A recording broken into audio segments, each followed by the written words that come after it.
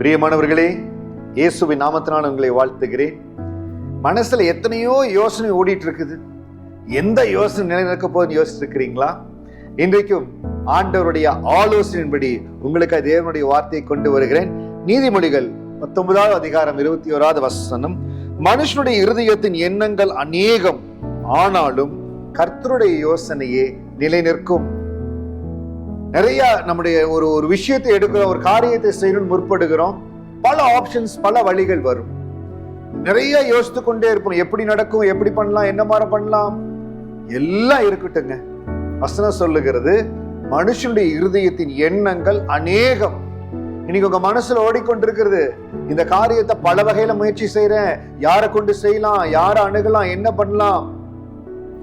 தேவ சமாதானத்தோடு ஆண்டவரிடத்துல சொல்லுங்க, கர்த்தருடைய யோசனை நிலை நிற்கும்.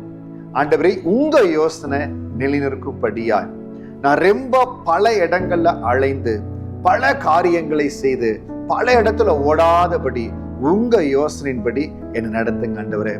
கர்த்தருடைய யோசனை நடத்தட்டும் ஆண்டவரே. என் மேல் கண்ணை வைத்து உங்க ஆலோசனை நடத்துவேன். நீங்க நடக்க வேண்டிய வழியில நடத்துவேன். நான் உன்னை போதித்து நடத்துவேன்னு சொன்னபடி நீங்க நடத்தணும்னு சொல்லுங்க.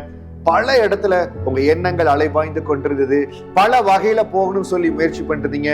உங்க டைமை, உங்க எனர்ஜியை தயவு செய்து வேஸ்ட் பண்ணாதீங்க. ஆண்டவரே, உங்க யோசனை நிலைநிற்கும். ஆண்டவரே, உங்க பிரசன்னம், உங்க லீடிங் எனக்கு வரட்டும். பல பேர் பல விதமா சொல்றாங்க. இல்ல பிள்ளைக்கு கோர்ஸ் அப்ளை பண்ணணும், பல கோர்சஸ் சொல்றாங்க.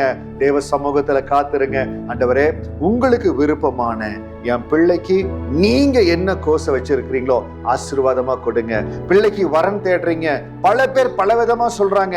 சில பேர் சொல்றாங்க, ஃபாரின்ல இருக்கிற வரனுக்கு நீங்க கொடுக்கலாம், கொடுக்க வேண்டாம், இல்ல லோக்கல்ல தான் கொடுக்கணும், இல்ல தெரிஞ்ச இடத்துல தான் கொடுக்கணும், சில பேர் சொந்தத்துல தான் கொடுக்கணும். பல யோசனைகள் வருது. நீங்க சொல்லுங்க, ஆண்டவரே, கர்த்தருடைய யோசனை நிலை நிற்கும். உங்க யோசனை வரட்டும் ஆண்டவரே.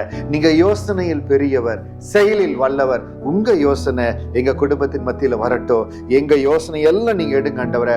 ஆவியானவரே, நீங்க ஆக்கிரமீங்க. உங்க யோசனை கடந்து வருகிற பொழுது கர்த்தருடைய யோசனை தான் நிலை நிற்கும். உங்க யோசனை தான் நிற்க ஆண்டவரே. நீங்க எனக்கு கிருபையை கொடுங்க.